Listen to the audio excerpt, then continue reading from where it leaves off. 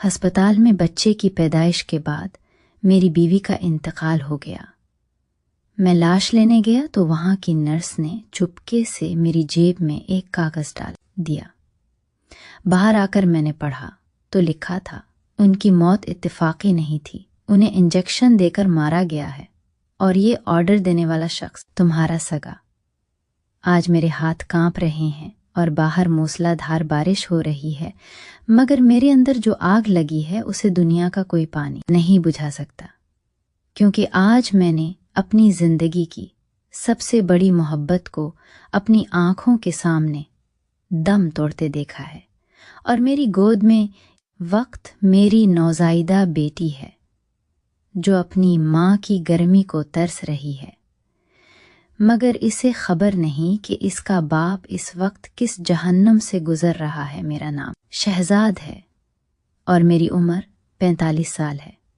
شاید آپ کو لگے کہ میں ایک کامیاب بزنس مین ہوں جس کے پاس دولت کی کمی نہیں، مگر آج مجھے اپنی دولت کاغذ کے ٹکڑوں سے زیادہ واقعیت کے نہیں لگ رہی، کیونکہ یہ دولت میری سیرت کو نہیں بچا سکی۔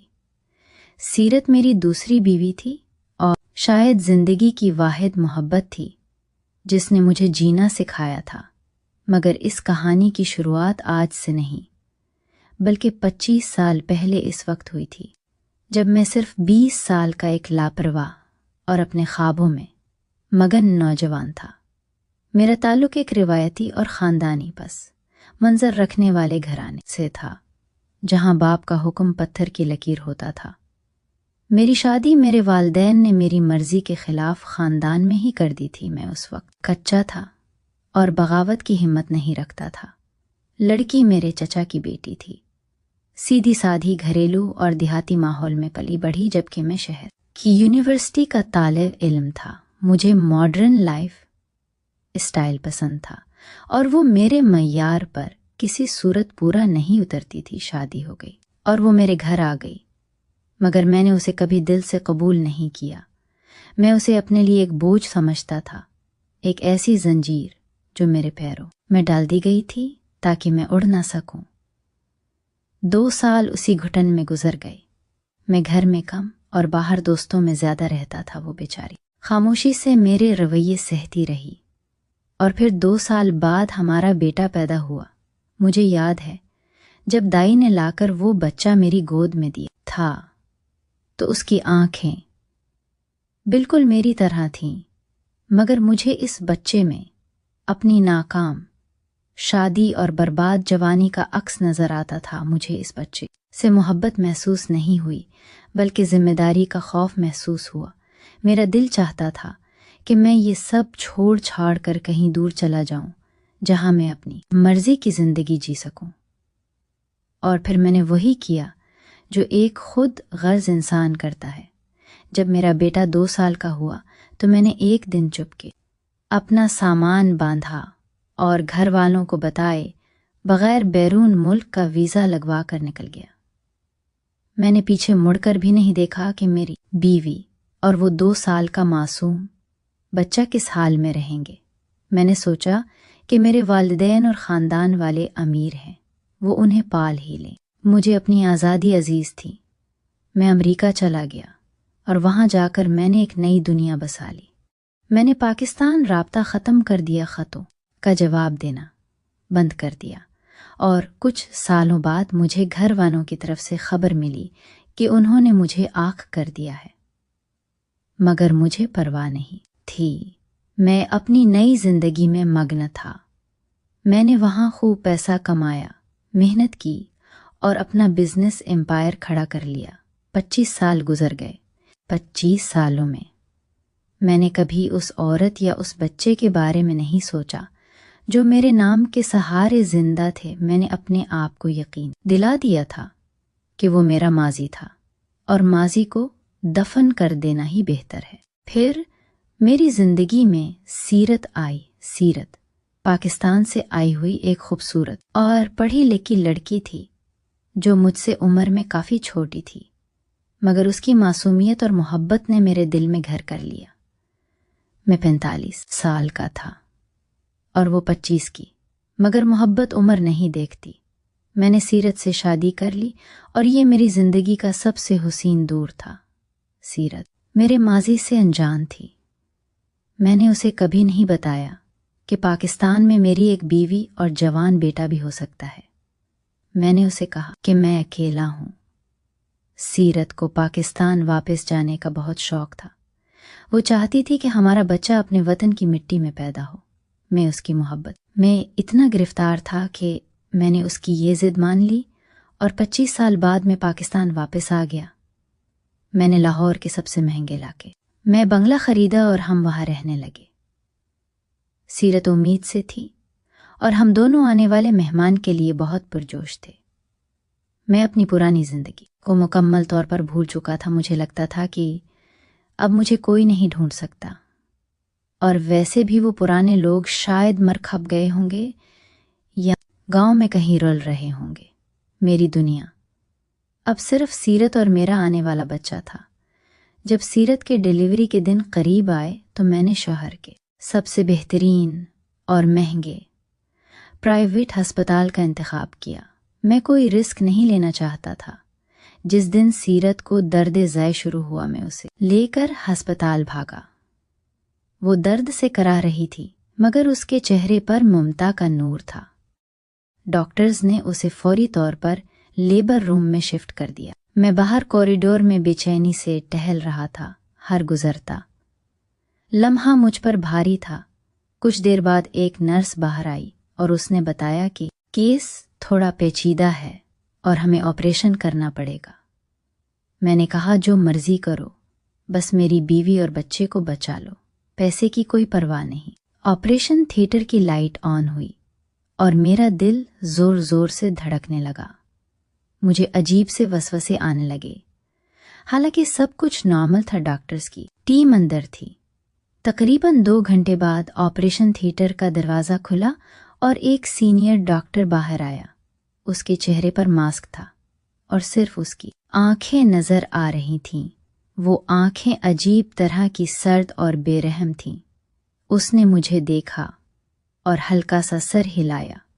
پھر پیچھے سے نرس ایک ننھی سی بچی کو لے کر آئی جو رو رہی تھی۔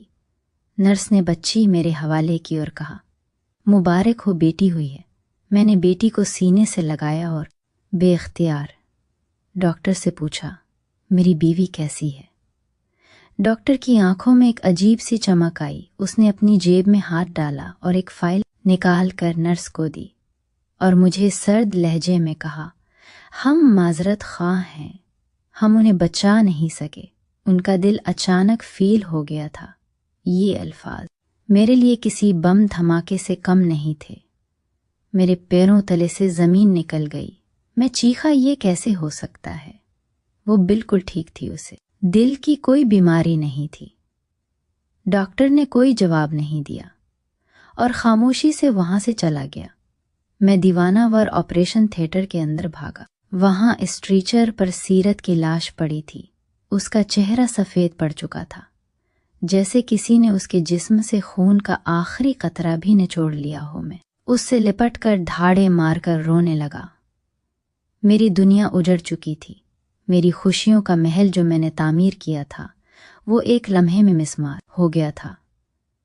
عملہ مجھے باہر نکالنے کی کوشش کر رہا تھا مگر میں لاش چھوڑنے کو تیار نہیں تھا۔ مجھے یقین نہیں آ رہا تھا کہ جو ہنستی کھیلتی لڑکی ہسپتال آئی تھی وہ اب ایک بے جان لاش بن چکی ہے۔ میں نے ہسپتال انتظامیہ پر غصہ کیا، شور مچایا، مگر انہوں نے اسے قدرتی موت قرار دے کر مجھے خاموش کروا دیا۔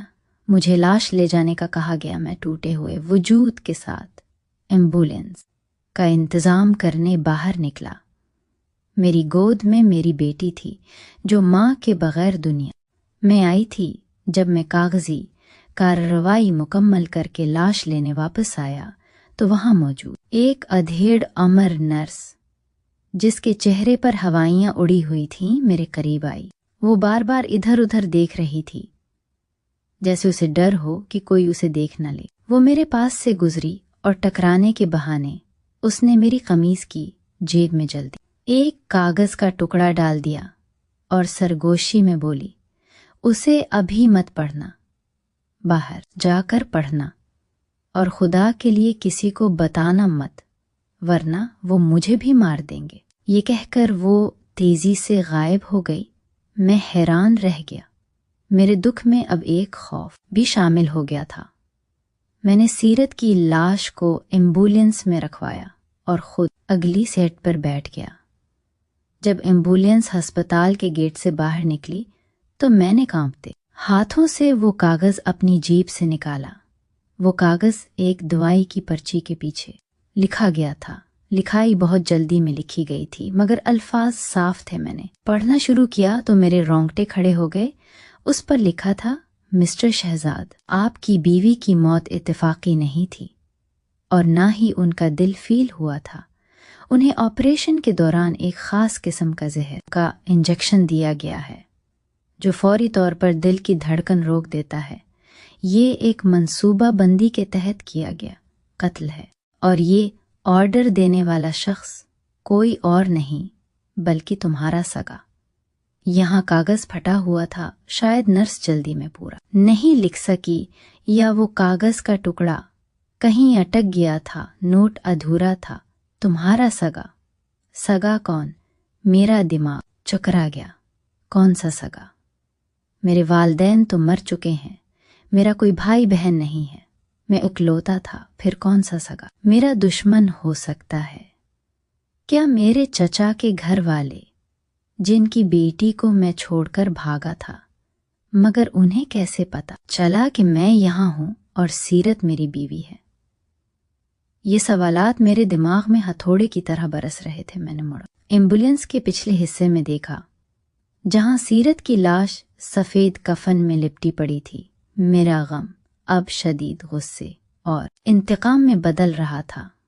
मेरी बीवी को मारा गया था, उसे कत्ल किया गया था, और वो भी अस्पताल के अंदर। इस डॉक्टर ने, जिसकी आंखें इतनी सर्द थीं।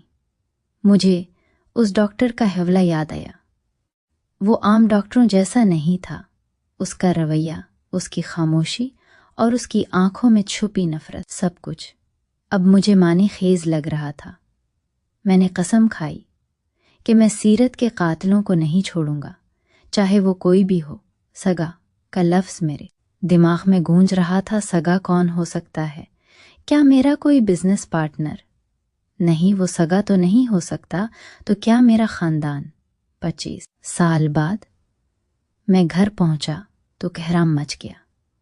सीरत के घर वाले भी आ गए थे।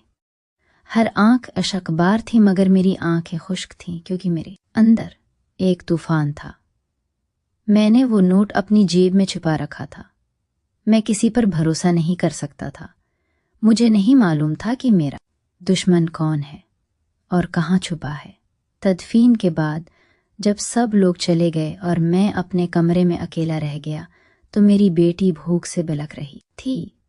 मैंने उसे फेडर दिया और उसे देखते हुए सोचा कि मैं उस मासूम का बाप भी हूँ और अब माँ भी मुझे उसके लिए जिंदा रहना है और उसके लिए ही मुझे उस राज से पर्दा उठाना है। मैंने फैसला किया कि कल सुबह होते ही मैं वापस उस अस्पताल जाऊंगा और उस नर्स को ढूंढूंगा जिसने मुझे ये नोट दिया था। वही मुझे बता सकती है कि वो सगा कौन है और वो डॉक्टर कौन था जिसने मेरी हंसती बसती दुनिया उजाड़ दी। रात बहुत लंबी थी और खौफनाक भी। मुझे हर आहट पर लगता था कि कातिल मेरे आसपास ही मौजूद है। मुझे वो सर्द आंखें याद आ रही थीं जो मास्क के पीछे छिपी थीं।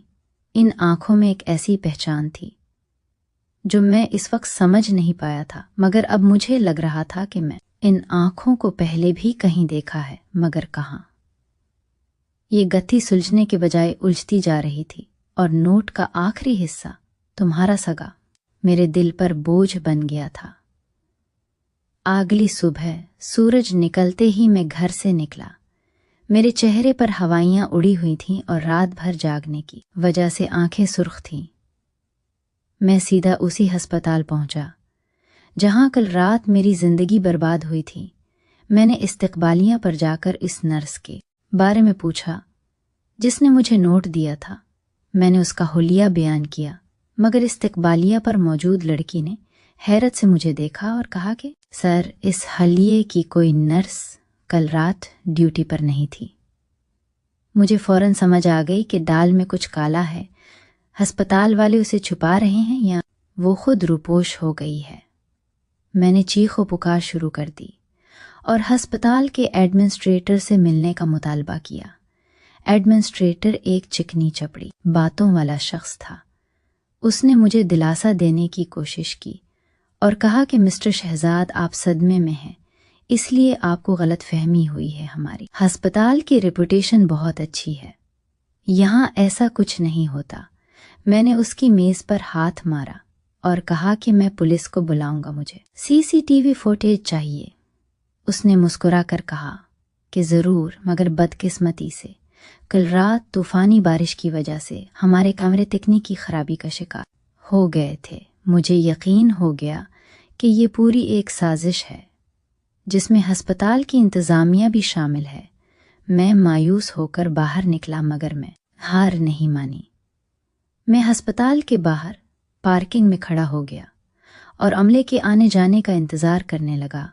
کئی گھنٹے گزر گئے۔ دوپہر کے وقت میں نے دیکھا کہ وہی نرس ڈری سہمی سی پچھلے گیٹ سے نکل کر رکشہ پکڑ رہی ہے۔ میں نے فوراً اپنی گاڑی اس کے رکشے کے پیچھے لگا۔ میرا دل تیزی سے دھڑک رہا تھا۔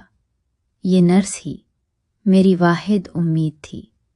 رکشہ شہر کی تنگ گلیوں سے ہوتا ہوا ایک غریب بستی میں جا کر رکا۔ وہ نرس اپنے گھر میں داخل ہونے ہی والی تھی کہ میں نے اسے جا لیا۔ مجھے دیکھتے ہی اس کے چہرے کا رنگ فیک ہو گیا۔ وہ ہاتھ جوڑ کر رونے لگی اور بولی، صاحب مجھے مت مارنا، میں نے تو آپ کی مدد کی تھی۔ میں نے اسے تسلی دی اور کہا کہ میں تمہیں کچھ نہیں کہوں گا، بس مجھے یہ بتاؤ کہ وہ نوٹ ادھورا کیوں تھا، اور وہ سگا کون ہے، اور وہ ڈاکٹر کون تھا۔ نرس نے ادھر ادھر دیکھا اور مجھے جلدی سے اپنے چھوٹے سے گھر کے اندر لے گئی۔ اس نے کانپتے ہوئے لہجے میں بتایا، صاحب وہ ڈاکٹر اس ہسپتال کا پرماننٹ ڈاکٹر نہیں تھا، وہ کل رات خاص طور پر آپ کی بیوی کے کیس کے لیے آیا تھا۔ اس نے ہسپتال انتظامیہ کو منہا مانگی رقم دی تھی تاکہ وہ یہ کیس ہینڈل کر سکے۔ مجھے صرف اتنا پتہ چلا تھا کہ وہ آپ سے شدید ذاتی دشمنی رکھتا ہے۔ جب میں آپریشن تھیٹر میں دوائیاں رکھ رہی تھی تو میں نے اسے کسی سے فون پر بات کرتے سنا تھا۔ وہ کہہ رہا تھا، آج اس کا سب سے قیمتی کھلونا ٹوٹے گا تو اسے پتہ چلے گا کہ درد کیا ہوتا ہے۔ میں نے جب اسے انجیکشن بدلتے دیکھا تو میں سمجھ گئی کہ وہ بیگم صاحبہ کو مارنے والا ہے۔ میں نے روکنے کی کوشش کی تو اس نے مجھے دھمکی دی کہ اگر میں نے من کھولا تو وہ میرے بچوں کو مار دے گا۔ صاحب وہ بہت خطرناک آدمی ہے، اس کی آنکھوں میں خون تھا۔ میں نے بے صبری سے پوچھا، مگر وہ ہے کون، اس کا نام کیا ہے؟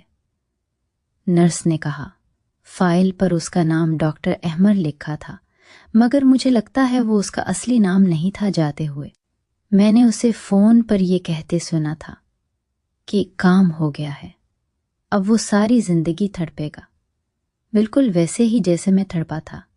اور صاحب وہ نوٹ میں نے جلدی میں لکھا تھا جب میں لکھ رہی تھی کہ آرڈر دینے والا کون ہے، تو ڈاکٹر آ گیا اور مجھے کاغذ چھپانا پڑا، اس لیے بات ادھوری رہ گئی۔ مگر مجھے یقین ہے کہ وہ آپ کا کوئی بہت قریبی ہے، کیونکہ اس نے فون پر کہا تھا کہ خون کا بدلہ خون سے لے لیا ہے۔ نرس کی باتوں نے میرے ذہن میں مزید طوفان برپا کر دیا۔ خون کا بدلہ خون۔ ڈاکٹر احمر، میں نے اپنی پوری زندگی کے دشمنوں کی فہرست بنائی، مگر ایسا کوئی نہیں تھا جو میری بیوی کو مار کر اتنا خوش ہو۔ میرا دماغ بار بار میرے ماضی کی طرف جا رہا تھا۔ 25 سال پہلے کی وہ حویلی، وہ زبردستی کی شادی، اور وہ بچہ جسے میں چھوڑ آیا تھا۔ کیا وہ لوگ نہیں، وہ تو گاؤں کے سیدھے سادھے لوگ تھے۔ وہ اتنا بڑا جال کیسے بچھا سکتے ہیں؟ اور میرا بیٹا تو اب 27 سال کا ہوگا، وہ تو مجھے پہچانتا بھی نہیں ہوگا، تو پھر یہ کون ہے؟ نے نرس کو کچھ پیسے دیے اور اس سے اس ڈاکٹر کا حلیہ تفصیل سے بتایا۔ قد لمبا تھا۔ اس نے مجھے بتایا کہ اس نے یہ بھی کہا تھا کہ شکر ہے تمہارا کلینک ہمارے ہاسپٹل کے پاس تھا، اس لیے جلدی ہو گئے۔ اس عورت نے مجھے اپنی بیٹی کا واسطہ دیا کہ اس کا نام کہیں نہ آئے۔ میں اسے وعدہ کر کے باہر نکل لیا اور عہد کیا کہ میں اس سے ملوں گا، میں اس سے پوچھوں گا کہ اس نے ایسا کیوں کیا۔ میں نے اپنی اور رات کے اندھیرے میں اس کے کلینک کی طرف روانہ ہو گیا۔ میرا دماغ سن تھا، مجھے سمجھ نہیں آ رہی تھی کہ وہ آخر کون تھا۔ ہاسپٹل کے قریب مجھے ایک ہی کلینک نظر آیا، کیونکہ اس پاس کوئی کلینک نہیں تھا سوائے اس کی یہ رات کا پچھلا پہر تھا اور آسمان پر بجلی کی کڑک نے ایک خوفناک سما باندھ رکھا تھا۔ بارش تھمنے کا نام نہیں لے رہی تھی، بالکل میرے اندر کے طوفان کی طرح جو میرے اعصاب کو توڑ رہا تھا۔ میں اپنی گاڑی میں بیٹھا، ڈاکٹر احمر کے کلینک کے باہر موجود تھا۔ میرا جسم بھیگ چکا تھا، مگر مجھے سردی کا احساس نہیں ہو رہا تھا، کیونکہ میرے خون میں انتقام کی آگ دوڑ رہی تھی۔ میرے کوٹ کی جیب میں میرا وہ ریوالور موجود تھا جسے میں نے سالوں سے ہاتھ نہیں لگایا تھا، مگر آج مجھے اس کی ضرورت تھی، کیونکہ آج میں ایک باپ نہیں بلکہ ایک اجڑا ہوا شوہر تھا جو اپنی محبوب بیوی کے قاتل سے حساب لینے آیا تھا۔ میں نے گاڑی کا دروازہ کھولا اور کیچڑ میں پاؤں رکھتا ہوا کلینک کے پچھلے دروازے کی طرف بڑھا۔ گلی میں گھپ اندھیرا تھا، صرف کبھی کبھار بجلی چمکتی تو سامنے کا منظر دکھائی دیتا۔ مجھے معلوم تھا کہ وہ اندر ہے۔ میں نے جاسوس کے ذریعے کنفرم کیا تھا کہ وہ رات کو اپنے کلینک میں اکیلا بیٹھتا ہے۔ میں نے پچھلے دروازے کے لاک پر ایک زوردار ضرب لگائی، پرانا تالا ٹوٹ کر گر گیا۔ میں نے آہستگی سے دروازہ کھولا۔ اندر قدم رکھتے ہی مجھے ہسپتال جیسی خاص بو آئی، اسپرٹ اور دوائیوں کی ملی جلی بو، جو اب مجھے موت کی بو لگ رہی تھی۔ کوریڈور میں مدھم روشنی تھی اور سناٹا اتنا تھا کہ مجھے اپنی ہی سانسوں کی آواز سنائی دے رہی تھی۔ میں دیوار کے ساتھ لگ کر آگے بڑھا۔ میرا رخ اس کے مین آفس کی طرف تھا، جہاں سے روشنی کی ایک لکیر باہر آ رہی تھی۔ میرا دل زور زور سے دھڑک رہا تھا، مگر خوف سے نہیں بلکہ اس بے چینی سے کہ اب میں اس چہرے کو بے نقاب کرنے والا ہوں جس نے میری زندگی برباد کی۔ میں آفس کے دروازے پر پہنچا اور ایک لمحے کے لیے رکا۔ میں نے گہری سانس لی اور پھر پوری طاقت سے دروازہ کھول کر اندر داخل ہوا اور ساتھ ہی اپنا ریوالور سیدھا سامنے بیٹھے شخص کی طرف تان لیا۔ ہاتھ اوپر کر لو اور اپنی جگہ سے ہلنے کی کوشش مت کرنا، میں نے ڈھاڑ کر کہا۔ سامنے منظر کچھ ایسا تھا کہ ڈاکٹر زریاب اپنی بڑی سی گھومنے والی لیدر کی کرسی پر نہایت اطمینان سے بیٹھا ہوا تھا۔ اس کے سامنے میز پر ایک لیمپ جل رہا تھا جس کی روشنی براہ راست اس کے چہرے پر پڑ رہی تھی۔ اس کے ہاتھ میں ایک مہنگا فاؤنٹین پین تھا جسے وہ اپنی انگلیوں میں بڑی مہارت سے گھما رہا تھا۔ میری آواز سن کر اس کے جسم میں ذرا سے بھی جنبش نہیں ہوئی۔ اس نے نہ تو ہاتھ اوپر کیے اور نہ ہی اس کے چہرے پر خوف کا کوئی سایہ لہرا۔ یہ اس نے آہستہ سے سر اٹھایا اور اپنی ان سرد اور بے رحم آنکھوں سے مجھے دیکھا جن میں ایک عجیب سی ویرانی اور گہرائی تھی۔ وہ آنکھیں مجھے مقناطیس کی طرح اپنی طرف کھینچ رہی تھی۔ اس نے قلم کو میز پر رکھا اور ہونٹوں پر ایک طنزیہ اور زہریلی مسکراہٹ سجاتے ہوئے بولا، آئیے مسٹر شہزاد، تشریف لائیے۔ میں آپ ہی کا انتظار کر رہا تھا۔ مجھے معلوم تھا کہ آپ اتنی جلدی ہار ماننے والوں میں سے نہیں ہیں۔ آپ ضرور آئیں گے، کیونکہ شک کا سانپ جب ڈستا ہے تو انسان چین سے نہیں بیٹھ سکتا۔ اس کا لہجہ اتنا سپاٹ اور پرسکون تھا کہ مجھے حیرت ہوئی۔ عام طور پر موت کو سامنے دیکھ کر لوگ گڑ گڑاتے ہیں، مگر یہ شخص تو ایسے بات کر رہا تھا جیسے میں اس کا شکار نہیں بلکہ وہ میرا شکاری ہو۔ میں نے قدم آگے بڑھایا اور بندوق کا رخ کے ماتھے کی طرف کرتے ہوئے کہا، تم جانتے ہو میں کون ہوں اور یہاں کیوں آیا ہوں؟ تم نے میری بیوی کو مارا، تم نے میری ہنس دی، بستی دنیا اجاڑی ہے، مجھے بتاؤ تم نے ایسا کیوں کیا؟ سیرت کا کیا قصور تھا؟ اس معصوم بچی کا کیا قصور تھا جسے تم نے پیدائش کے پہلے ہی دن یتیم کر دیا؟ بولو ورنہ میں تمہارا بھیجا اڑا دوں گا۔ زریاب نے کرسی کی پشت سے ٹیک لگائی اور بہت دھیمے لہجے میں کہا، گولی چلانا بہت آسان ہے مسٹر شہزاد، مگر سچ سننا بہت مشکل ہے۔ آپ پوچھ رہے ہیں کہ میں نے ایسا کیوں کیا؟ کیا آپ واقعی جاننا چاہتے ہیں یا صرف اپنے ضمیر کو مطمئن کرنے کے لیے ایک قاتل کو سزا دینا چاہتے ہیں؟ میں نے چیخ کر کہا، میرا ضمیر صاف ہے، میں نے کسی کا کچھ نہیں بگاڑا۔ تم ایک نفسیاتی مریض ہو، ایک کرائے کے قاتل ہو۔ تم نے پیسوں کے لیے میری بیوی کی جان لی۔ یہ سن کر زریاب زور سے ہنسا۔ اس کی ہنسی میں ایک ایسا درد اور وحشت تھی کہ میں سہم گیا۔ وہ ایک دم سنجیدہ ہو گیا اور اس کی آنکھوں میں انگارے دہکنے لگے۔ اس نے میز پر مکہ مارا اور بولا، پیسے؟ تمہیں لگتا ہے میں نے یہ پیسوں کے لیے کیا؟ ارے دولت تو میرے پاس اتنی ہے کہ میں تمہاری پوری جائیداد خرید سکتا ہوں۔ میں نے یہ سودا دولت کا نہیں کیا، بلکہ میں نے یہ سودا درد کا کیا ہے۔ میں نے تمہیں وہ چیز لوٹائی ہے جو تم نے سالوں پہلے مجھے دی تھی۔ میں حیران رہ گیا، مجھے اس کی باتیں سمجھ نہیں آ رہی تھیں۔ میں نے پوچھا، کیا بکواس کر رہے ہو؟ میں تمہیں نہیں جانتا، میرا تم سے کیا تعلق ہے؟ زریاب اپنی کرسی سے اٹھا اور آہستہ آہستہ چلتا ہوا میز کے آگے آ گیا۔ وہ میرے اتنا قریب آ گیا کہ میری بندوق کی نال اس کے سینے کو چھو رہی تھی، مگر وہ پیچھے نہیں ہٹا۔ اس نے میری آنکھوں میں آنکھیں ڈال کر کہا، غور سے دیکھو مجھے شہزاد صاحب، کیا یہ چہرہ تمہیں کسی کی یاد نہیں دلاتا؟ کیا ان آنکھوں میں تمہیں اپنا ہی عکس نظر نہیں آتا؟ کیا اس پیشانی پر تمہیں اپنی ہی لکیریں دکھائی نہیں دیتی؟ میں نے غور سے اسے دیکھا۔ اس کا چہرہ واقعی جانا پہچانا تھا۔ اس کے ناک کا نقشہ، اس کی بھویں، اس کے ہونٹوں کی بناوٹ، سب کچھ ایسا تھا جیسے میں آئینہ دیکھ رہا ہوں یا جیسے میں اپنی جوانی کی کوئی پرانی تصویر دیکھ رہا۔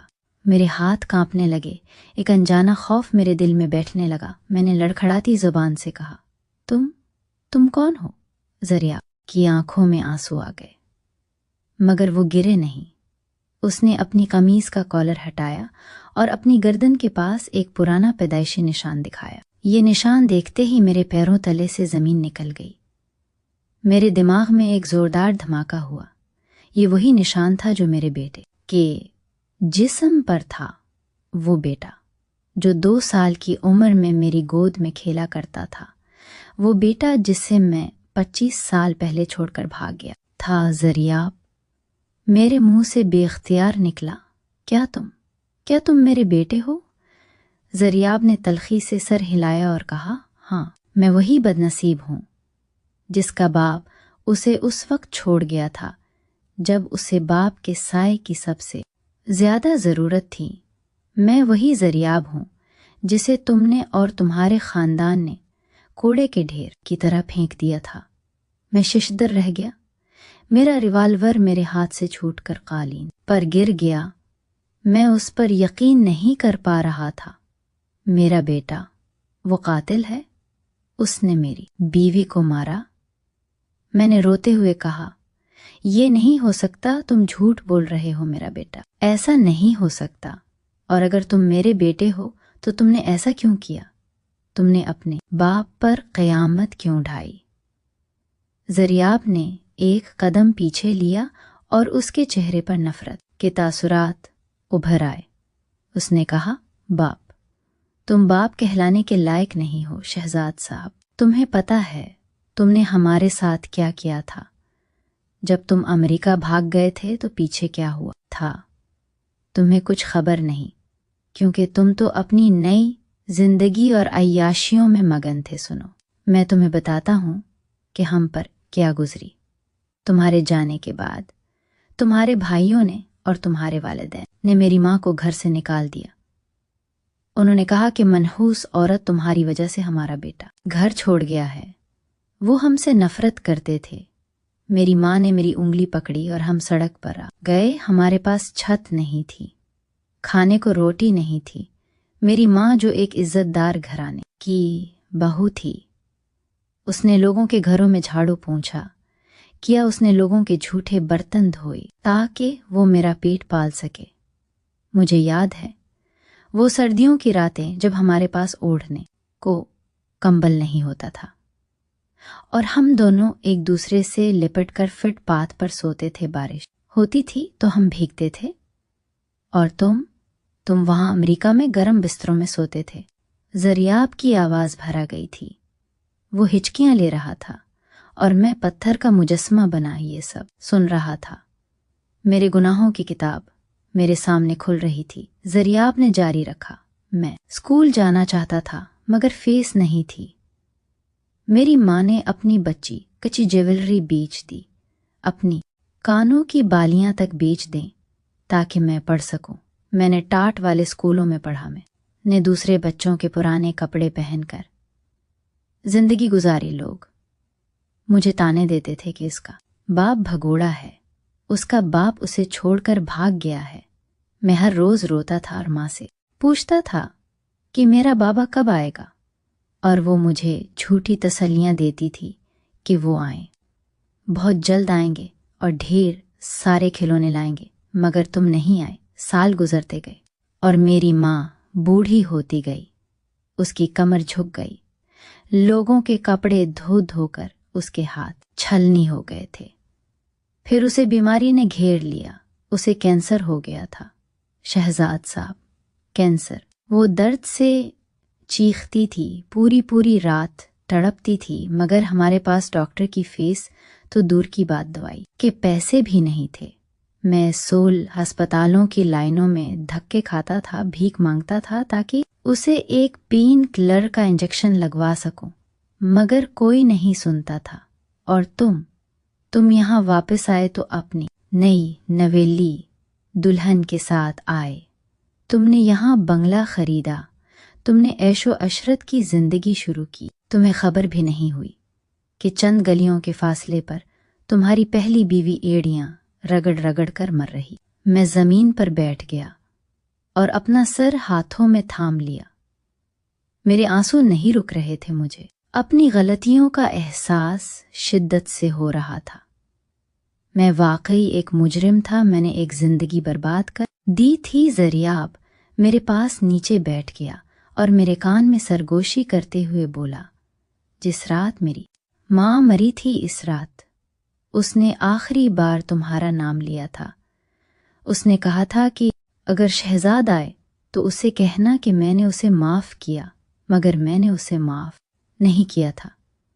میں نے اپنی ماں کی ٹھنڈی لاش پر ہاتھ رکھ کر قسم کھائی تھی کہ میں اس شخص کو زندہ نہیں چھوڑوں گا، مگر پھر میں نے سوچا کہ موت تو بہت آسان ہے، ایک گولی اور کھیل ختم۔ میں تمہیں مارنا نہیں چاہتا تھا، میں تمہیں وہ درد دینا چاہتا تھا جو میں نے اور میری ماں نے سہا ہے، میں تمہیں تڑپانا چاہتا تھا۔ میں نے دن رات محنت کی، اسکالرشپس لیں، میڈیکل کالج میں ٹاپ کیا اور نیورو سرجن بنا تاکہ میں تمہارے لیول تک آ سکوں۔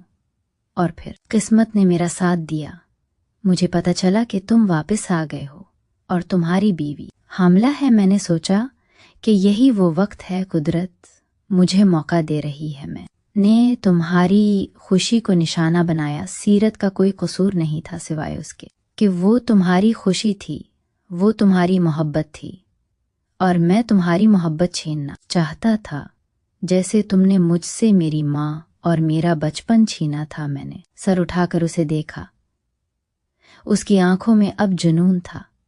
تو تم نے اسے مار دیا، تم نے اپنے ہاتھوں سے ایک جان لے لی۔ تم ڈاکٹر ہو، تم تو جان بچانے والے مسیحا تھے۔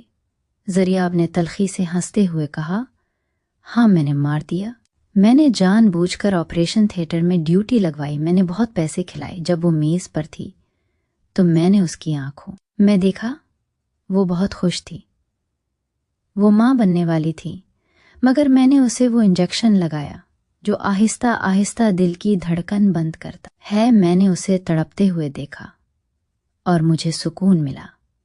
क्योंकि मुझे उसके तड़पने में तुम्हारा तड़पना नजर आ रहा था। मैंने उसकी जान ली ताकि तुम सारी जिंदगी पुल पुल मरो। ये सब सुनकर मेरा दिल फट रहा था। ये मेरा ही खून था जो मेरे सामने एक दरिंदा बनकर खड़ा था। मैंने जीप से वो नर्स वाला कागज निकाला जो अब पसीने से भीग चुका था। मैंने उसे जरियाब के सामने लहराया और टूटी हुई आवाज में कहा, उस नोट में लिखा था कि ये ऑर्डर देने वाला मेरा सगा। जरियाब ने मेरी बात काट। उसने मेरी जीप से कलम निकाला और मेरे हाथ से वो कागज छीन लिया। उसने मेज पर कागज रखा और तेजी से उस पर कुछ लिखा। फिर उसने वो कागज मेरी आंखों के सामने कर दिया। वहां लिखा था, ये ऑर्डर देने वाला शख्स तुम्हारा सगा बेटा है। उसने कहा, हाँ, तुम्हारा सगा बेटा, वही बेटा जिसे तुमने रद्द कर दिया था। आज इसी बेटे ने तुम्हारी जड़ों को काट दिया है। अब जाओ शहजाद साहब, घर जाओ। वहां एक यतीम बच्ची तुम्हारा इंतजार कर रही है, उसे सीने से लगाओ और जब भी तुम उसका चेहरा देखोगे तुम्हें मैं याद आऊंगा और तुम्हें सीरत की लाश याद आएगी। ये मेरा इंतकाम है। अब तुम जिंदा रहोगे, मगर एक जिंदा लाश की तरह। मैं उठ खड़ा हुआ। मुझ में मजीद सुनने की ताकत नहीं थी। मैं लड़खड़ाता हुआ दरवाजे की तरफ बढ़ा। मेरा पूरा वजूद कांप रहा था। मैंने मुड़कर देखा, जरियाब अब भी वहीं खड़ा था और उसके चेहरे पर एक अजीब सा सुकून था, जैसे सालों का बोझ उतर गया हो। मैं बारिश में बाहर निकल आया। बारिश मेरे आंसू छिपा रही थी। मैंने सोचा था मैं कातिल को सजा दूंगा, मगर यहां तो मैं खुद सबसे बड़ा मुजरिम निकला था। मैं अपनी गाड़ी में बैठा और स्टीयरिंग पर सर रख कर धाड़े मार कर रोने लगा। मेरी बेटी घर पर मेरा इंतजार कर रही थी, वो बेटी जिसकी माँ को मेरे माजी ने निगल लिया था। ये मुकाफात अमल था जो पलट कर आया था और उसने सब कुछ तहस नहस कर दिया था। मैंने गाड़ी स्टार्ट की और वीरान सड़क पर चल पड़ा। मेरे पीछे क्लिनिक की लाइट जल रही थी, जहां मेरा बेटा, मेरा दुश्मन, मेरा जज और मेरा जल्लाद बैठा था। कहानी खत्म हो चुकी थी, मगर